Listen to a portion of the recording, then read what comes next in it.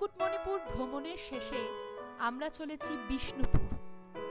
প্রথমে গেলাম বিষ্ণুপুরের গৌরব রাসমঞ্চ দেখতে।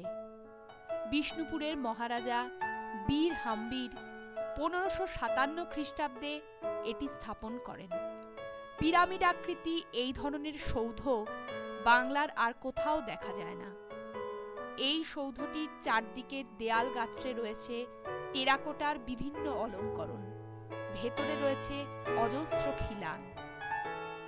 সম্ভবত এখানে বিষ্ণুপুরের বিভিন্ন মন্দিরের রাধা কৃষ্ণের মূর্তি এনে রাস উৎসব পালন করা হতো।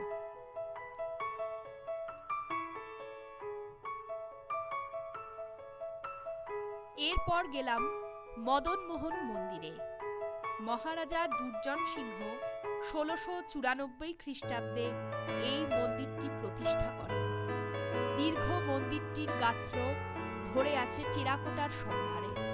কোথাও মহাভারতের দৃশ্য, কোথাও কৃষ্ণলীলা, কোথাও যুদ্ধ বা শিকারের দৃশ্য।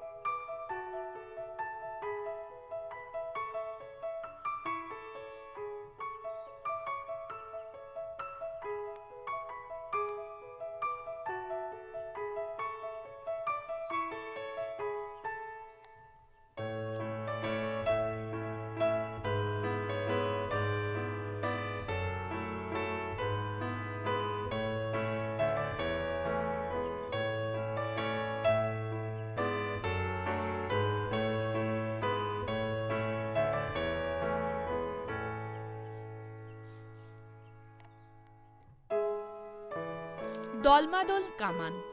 আনুমানিক 1600 শতাব্দীতে এই কামান তৈরি হয়েছিল। এটি দৈর্ঘ্যে 12.5 ফুট ও মুখের ব্যাস 1 ফুট।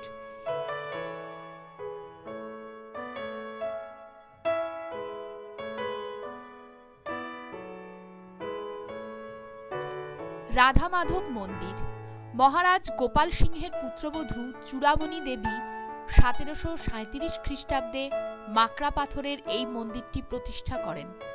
মাকড়া পাথরের কারুকার্য বা ভাস্কর্যগুলিতে কৃষ্ণলীলা, পুরাণ কাহিনী ও সমসাময়িক সমাজ জীবনের ঘটনার বিবরণ বর্ণিত রয়েছে।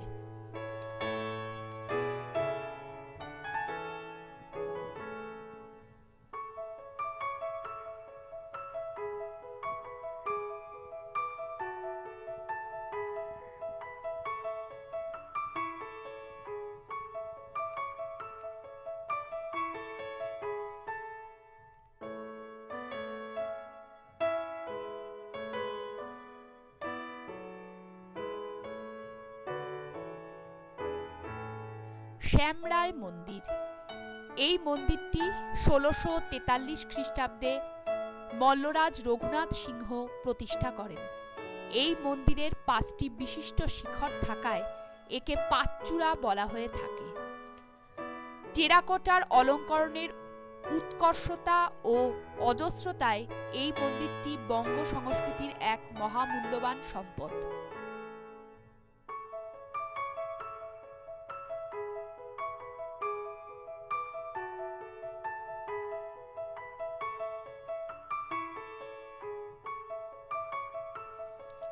রাধাশ্যাম মন্দির। মল্লরাজ চৈতন্য সিংহ 1758 খ্রিস্টাব্দে এই মন্দির প্রতিষ্ঠা করেন। এই মন্দিরটিকে বুড়ো রাধাশ্যামের মন্দিরও অনেকে বলেন।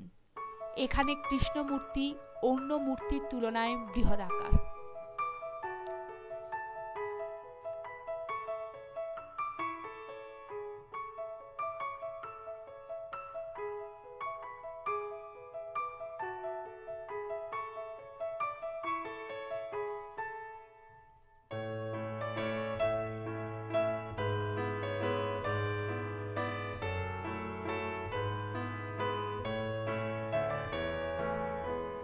মৃন্ময়ী মন্দিরটি 997 খ্রিস্টাব্দে মহারাজ জগৎমল্ল দেবীর আদেশ পেয়ে মন্দির ও মূর্তি প্রতিষ্ঠা করেন বলে কথিত আছে।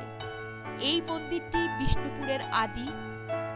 তখন এই বিষ্ণুপুরের কোনো চিহ্ন ছিল না, ঘন জঙ্গলে ঘেরা এক অরণ্য ভূমি। এই মন্দিরের পেছনেই রাজদরবার গড়ে ওঠে। সামনে প্রাচীন বটবৃক্ষ, সাথে 9টি বৃক্ষ রয়েছে।